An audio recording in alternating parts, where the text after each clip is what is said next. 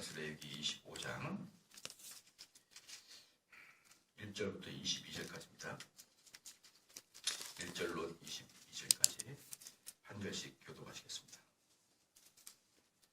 여호와께서 시내 산에서 모세에게 이르러 가라사대 이스라엘 자손에게 구하여 이르라. 너희는 내가 너희에게 주는 땅에 들어간 후에 그 땅으로 여호와 앞에 안식하게 하라.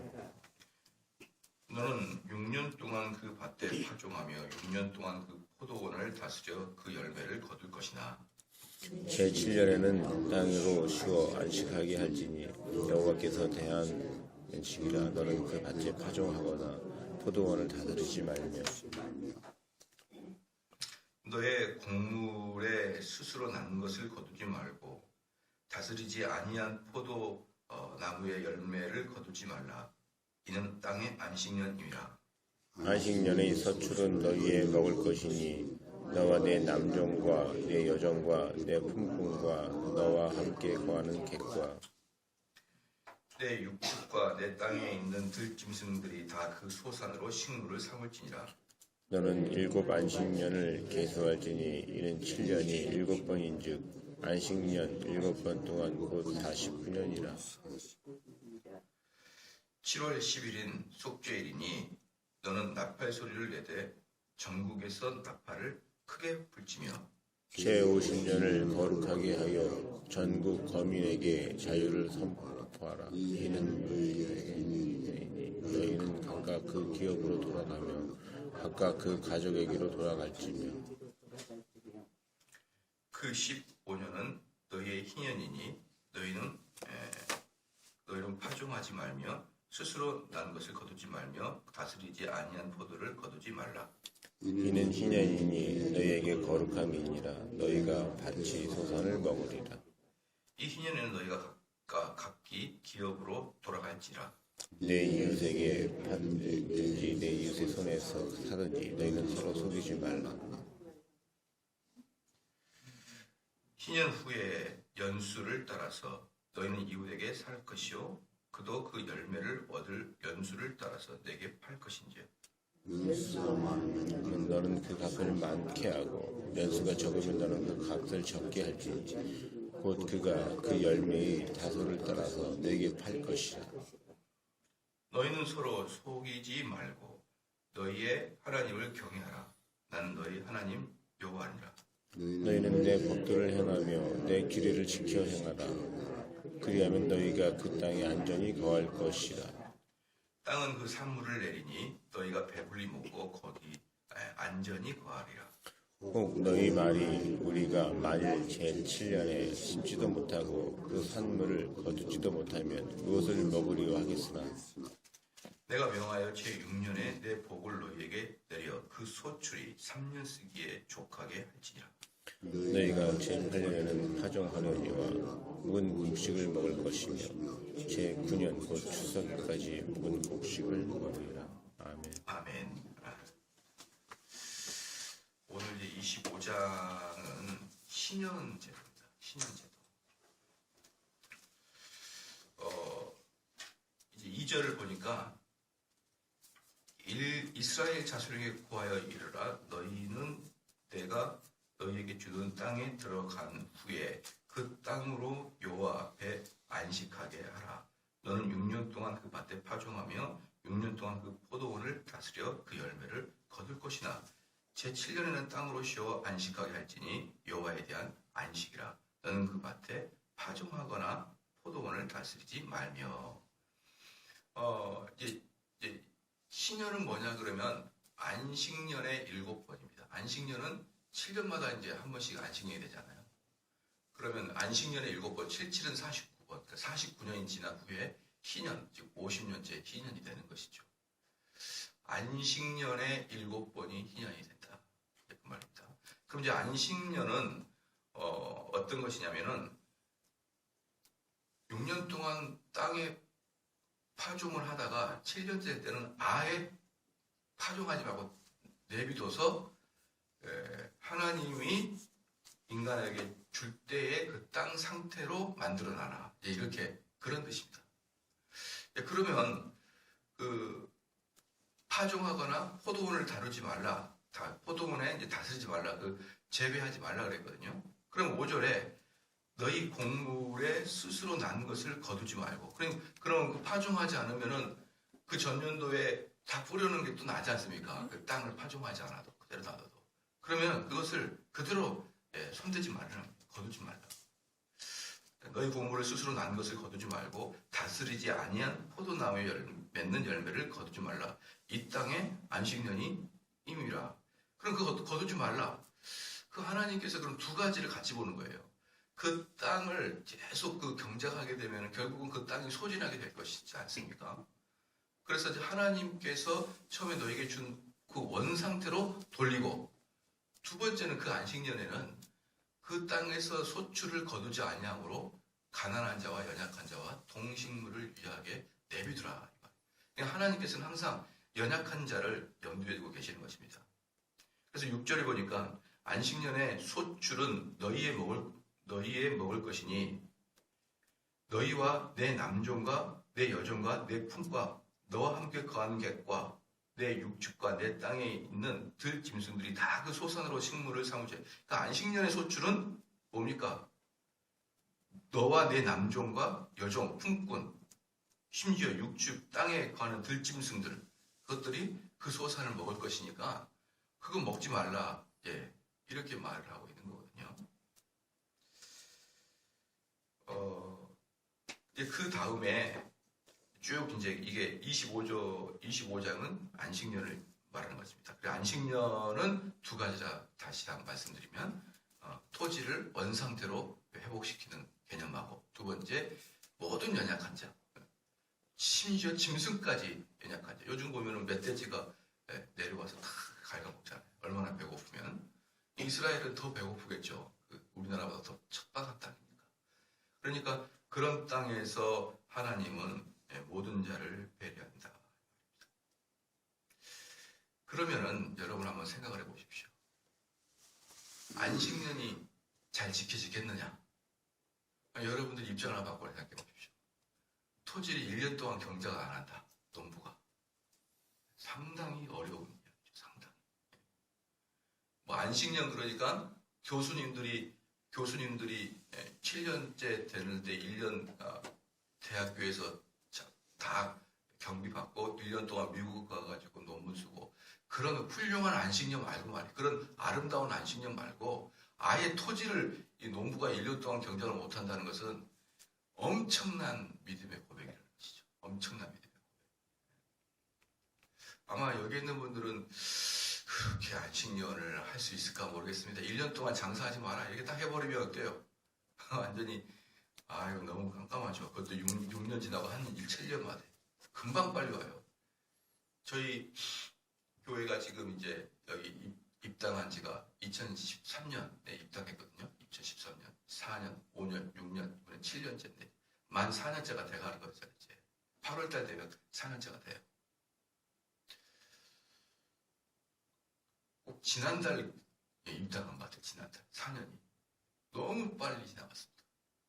그리고 저희 교회는 4년 동안 그래도 꾸준하고 안정된 성장을 했는데 감사한 거죠. 그거 감사한 건데, 보편적인 교회는 4년이면요 뭐라 그럴까요? 성장한 기미도 안 보여요. 성장하기 위한 4년은 너무 짧다. 신앙생활, 교회가 진행되는 데 있어서 성장하기 위해서는 4년은 지나치게 짧다라고 목사님들 다 이구동성으로 말해요. 한 10년 되면은 교회가 좀 성장하려나? 10년도 금방 갑니다. 그런데 6년 지나서 1년은 쉬어라, 완전히 쉬어라 하는 것은 엄청나게 어려운 거기 때문에요. 이 안식년은 사실 점점 없어져 버립니다. 없어져 버리고 없어져 버린 게 뭐냐 그러면, 원래는 안식년을 지켰었는데 점점 안식년이 사라진 게 아니고, 원래도 안식년을 지키지 않았는데 아예 바빌론 포로기 이후부터는 법적 제도로 안식년 자체가 없어져 버려요. 그 전에는 법적으로는 있었어요. 법적으로 있었는데 그래도 그냥 안 지켰단 말이죠. 근데 안식년 포로기 이후부터는 아예 법적으로도 안식년 자체가 없어져 버립니다. 그런데 이제 안식년보다 더 이제 희한한 것들이 있어요. 그게 바로 희년입니다. 희년. 8절에 너는 7 안식년을 계수할지니 이는 7년에 7번인즉 안식년 7번 동안 곧 49년이라. 안식년 7번 동안. 그래서 7월 10일은 속죄일이니 어제 제가 말씀드렸죠. 가을 그제였나요? 가을 그 축제. 가을 축제의 그 7월이에요. 그게 7월입니다. 속죄일이니 너는 나팔 소리를 내되 전국에서 나팔을 크게 불지며. 그래서 이 속죄일에 나팔을 붑니다. 그래서 제50년을 거룩하게 하여 전국 거민에게 자유를 공포하니라. 이 해는 너희에게 희년이 되니 너희는 각각 그 기업으로 돌아가며 각각 그 가족에게 돌아갈지며. 제가 그 과거에 제일 어려웠던 게 뭐냐면 제일 이해를 못했던 게 뭐냐면 여러분도 한번 생각을 해보십시오. 여러분 이해를 했는지. 희년이라는 게 이제 희년이라는 게 이거거든요. 토지를 사면 50년째 될 때 다시 돌려주는 거예요. 왜냐 그러면 그 토지의 주인은 너희가 아니고 하나님의 것이라는 것이죠. 그래서 토지를 살 때 50년이 지나면 돌려주는데 1번 아예 규칙적으로 50년이다.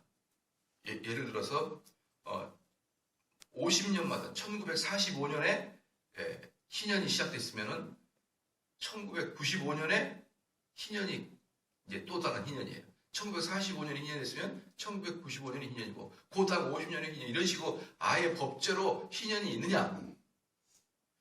아니면 내가 저 사람에게 사서 그 살 때부터 50년 후가 희년이냐? 2번. 여러분 1번일까요? 2번일까요?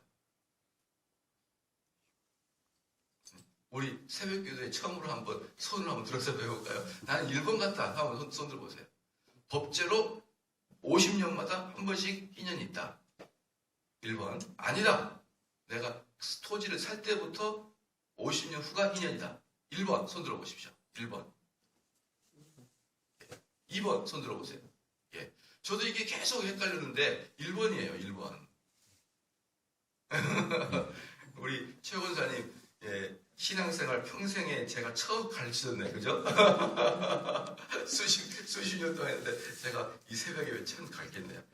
제가 이것도 어릴 때 과거에 정말 헷갈렸었어요. 이게 희년이라는 게 뭔가. 근데 10절 읽은 다음에 여러분 11절 한번 보십시오.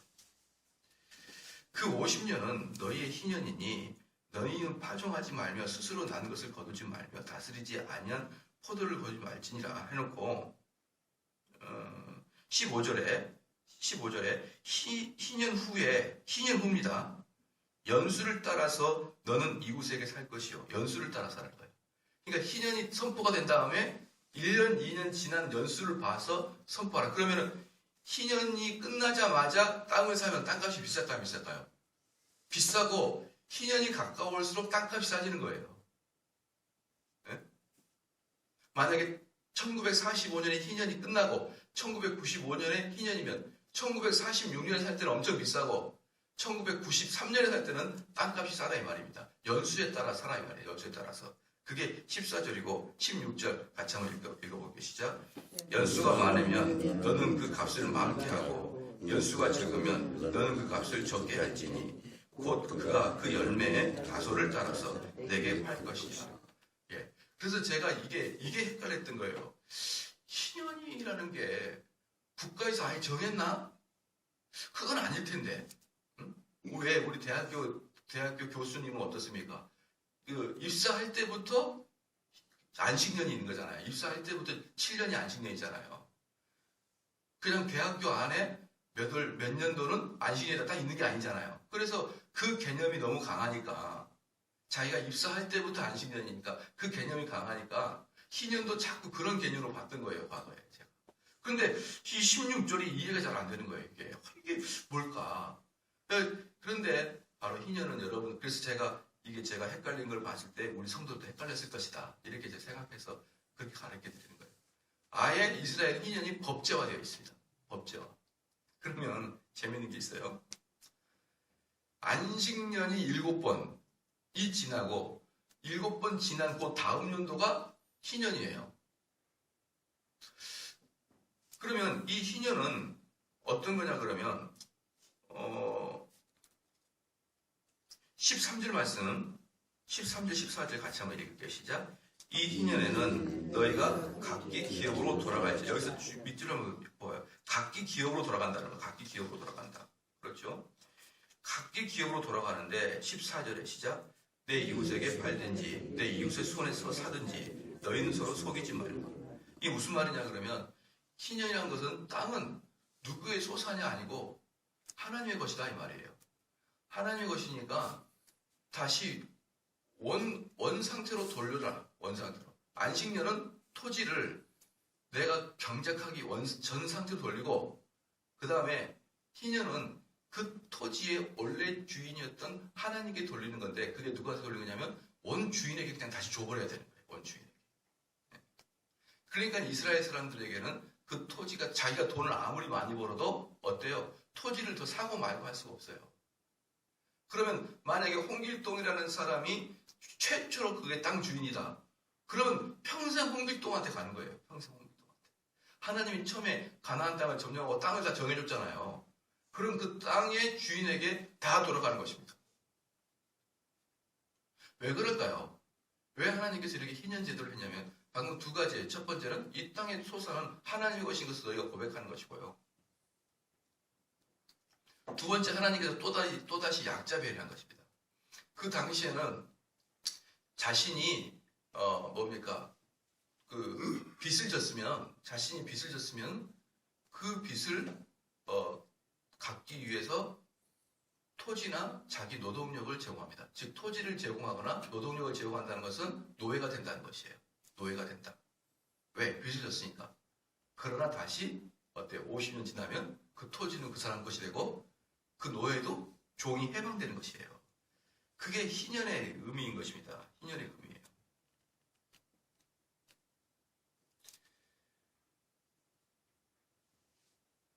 그래서 다시 원 상태로 지나가는데 그렇게 함으로 인해서 어느 누구도 절대적으로 부자가 되지도 않고 어느 누구도 절대적으로 가난하지 않게 하기 위한 하나님의 큰 배려입니다. 그런데 여러분 한번 봐보십시오. 희년이라는 게 뭐냐 그러면 50년 때 토지를 아예 경작하지 않는 거예요. 50년이 지난 다음에 그 토지를 아예 온 주인에게 주면서 그 희년에도 아무것도 경작하지 않는 것입니다. 그래서 그 희년은 50년째 아무것도 경작하지 않는데 안식년에는 경작 안 한다 그랬죠. 그러면 7번 안식한 다음에 마지막 7번 안식년 49년대 때는 경작하지 않아요. 50년은 경작합니까? 안 합니까? 경작도 안 하는 거예요. 2번이나 경작을 안 하는 겁니다. 49년 경작 안 하고 50년 경작 안 해요. 그렇기 때문에 20절, 21절 한번 읽겠습니다. 시작. 너희 말이 우리가 만일 제7년에 심지도 못하고 그 산물을 거두지도 못하면 무엇을 먹으려 하겠으나 내가 명하여 제6년에 내 복을 너희에게 내려 그 소출이 뭐면 3년 쓰기에 족하게 할지라. 이게 뭐예요? 2년 연속 경작하지 말라는 겁니다. 내가 3년 쓸 것을 주겠다 이 말이에요. 그러면은 여러분 한번 생각해 보십시오. 아이고 이 안식년도 그 1년 쉬기 힘든데 희년 될 때 2년 연속 하지 않는다. 그리고 이 땅을 다시 원 주인에게 돌려준다. 이것은 하나님께서 우리에게 원하시는 거냐면 평등한 삶을 원하십니다. 우리에게 다 골고루. 그건 아버지 어머니의 마음이죠. 아버지가 어떤 자식은 잘 살고 어떤 자식은 못 살고 하는 걸 좋아하지 않잖아요. 평등하게 살기를 원하잖아요. 근데 그게 하나님 마음이지만 실질적으로 이 땅에서 희년이 이루어진 적이 한 번도 없습니다. 이 성경에 희년이 있는데 희년은 아예 이스라엘에서 이루어지지도 않고 희년은 빠른 시일 내에 이스라엘 법적 제도 안에서 없어져 버려요. 실질적으로 이루어지죠. 그러니까 이 희년 제도가 뭐예요? 희년 제도가 하나님은 이것을 원하지만 성경에서 이스라엘 백성들도 이 희년 제도를 이루지 못했다 이 말이에요. 거의 한 번도 이루지 못해요. 그냥 이론적으로만 있는 아름다운 제도입니다. 이게 히브리 말로 주빌리라는 뜻이 주빌리가 희년이라는 뜻인데 이 주빌리는 뭐냐면 수양의 나팔을 말하는 것입니다. 아까 나팔을 분다 그랬죠. 나팔을 불면서 속죄일의 나팔을 불면서 이제부터 희년이 시작됩니다라고 하는 아름다운 소리, 나팔 소리, 뿌 하는 소리. 이제부터 모든 토지는 원상태로 돌아가십시오라고 하는데 그걸 누가 주겠고 그 누가 토지를 경작을 안 하겠냐.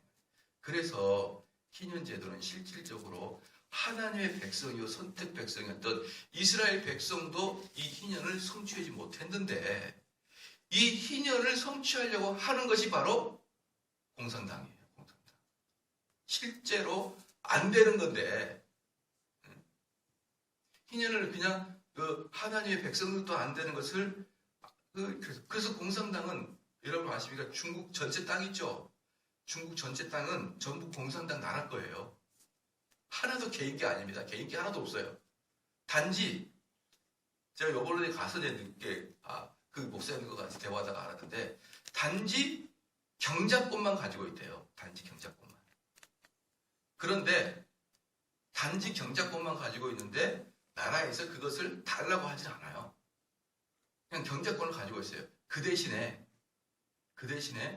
내가 여기서 경작하다가 서울에서 서울에서 그 토지를 갖고 있고 서울에 여러분 우리 명동에 가면 여러 가지 있잖아요. 그 가게들이 막 있지 않습니까? 그럼 그 가게의 점유권을 갖고 있는 거예요. 그 원 땅은 다 중국 거니까.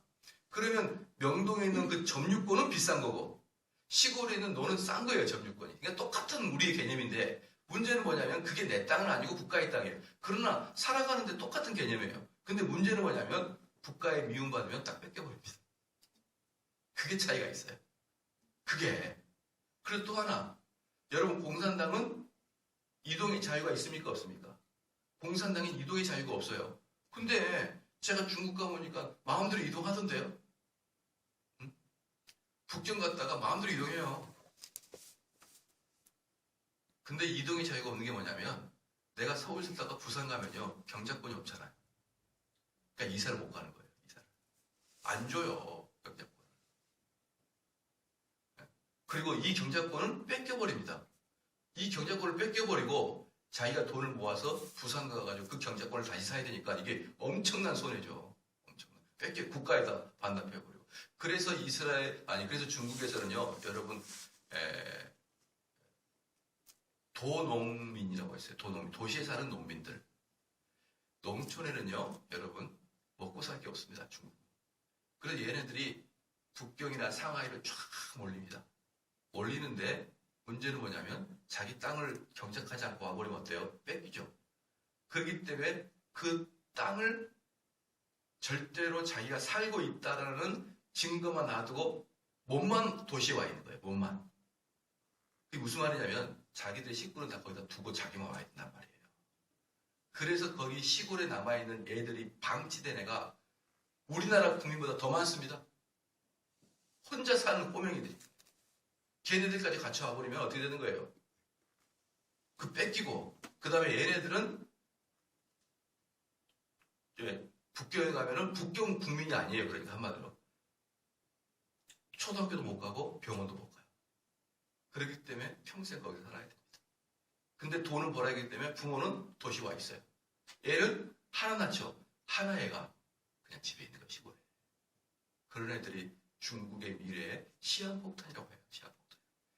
이게 성경에서도 하나님은 평등을 원하지만 실질적으로 인간사에서는 이게 이루어지지 않는다는 것을 다 증명해 놨습니다. 그런데 이 공산당 사회들은 이것을 이 땅에서 이렇게 해보려고 그렇게 하다가 모든 공산당이 다 망해버린 거예요. 다 망합니다. 여러분, 이상사회 좋죠. 그러나 죄 많은 인간들이 사는 곳에는 이상사회는 있을 수가 없어요.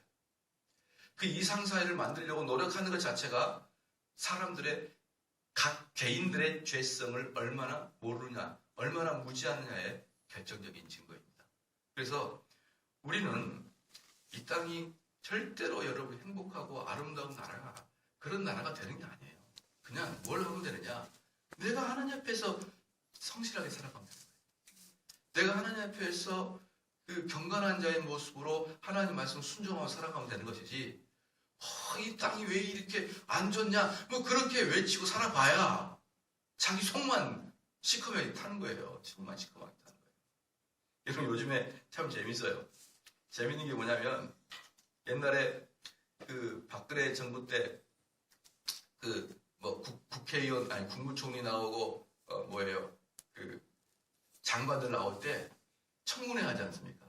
그때 이제 그때는 민주당이 야당이고 새누리당이 여당이었는데 그때 새누리당의 출신 쪽에서 그 국무총리나 장관 후보 나올 때 청문회 할 때 그 집 자녀 사촌의 사돈의 팔촌까지 다 까발리니까 그 새누리당에서 나온 국무총리나 장관 후보들이 아니 나의 그 업무의 능력을 평가하지 왜 사돈의 팔촌까지 왜 집의 딸까지 다 조사합니까?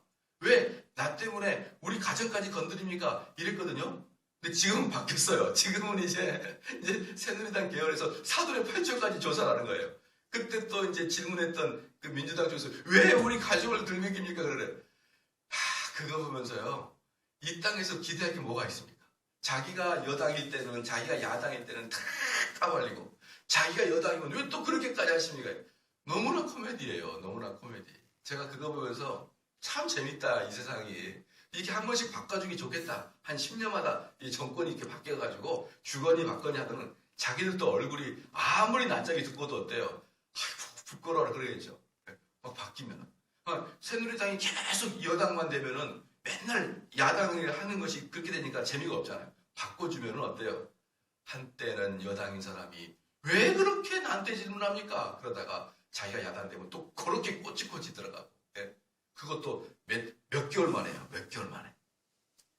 그걸 보면서 제가 이 땅에 무슨 소망이 있겠냐. 그리고 여러분들 그 국무총리 가고 국회의원 가고 그 사람들 프로필 봐보십시오. 우리와 보면 비교도 안 될 만큼이나 훌륭하신 분들이에요.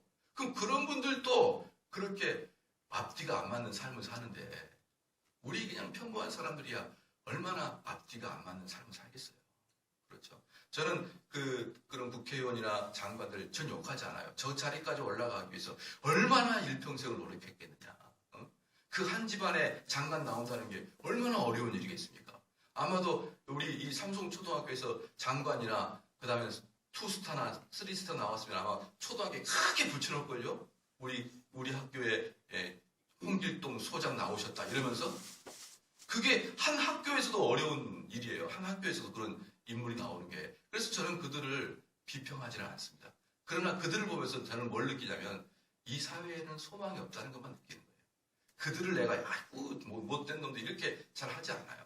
정치인들 여러분 정치인들을 만나보셨어요? 가끔 저는 정치인을 만나요. 가끔. 왜 목회자들은 만나게 돼 있는데 정치인들은요 정말 사람들이 다 좋아요. 왠지 아십니까? 정치인들이 왜 사람이 좋냐면 정치인들은 어차피 사람들의 인기를 먹고 살아야 되거든요. 인기를 먹고 살아야 도장을 찍어주잖아요. 그 사람한테. 그렇기 때문에 인품이 훌륭하지 않는 사람에게 도장이 안 가게 돼 있어요. 동네 사람들이.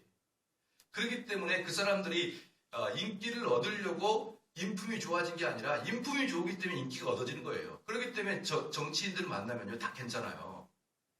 우리보다 나아요 정치인들이. 그런데 그 정치인들조차도 우리가 보기 어때요? 왜 저 정치판 사람들, 정치꾼들 이렇게 얘기했잖아요. 그러면 다른 말로 우리들은 더 한다는 말이에요. 우리 더 한다. 그렇기 때문에 저는요 그들을 욕하고 그들을 비난하지 말고 그들을 보면서 사회의 소망을 갖지 말라 이 말입니다. 왜? 희년 이 주빌리 제도도 이스라엘 백성, 하나님 백성도 사실은 이 하나님 백성들은요 전부 다 같은 형제예요. 형제.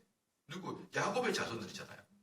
그 야곱의 자손들 사이에서도 이런 희년 제도가 성취가 안 됐는데 우리 이 땅에서 그런 이상적인 사회가 되겠느냐 이 말이에요. 그래서 우리는 단지 이 세상에는 소망을 갖지 말고 오직 하나님의 말씀에만 충성히 살아가는 그런 자 되기를 주의 이름으로 축원합니다.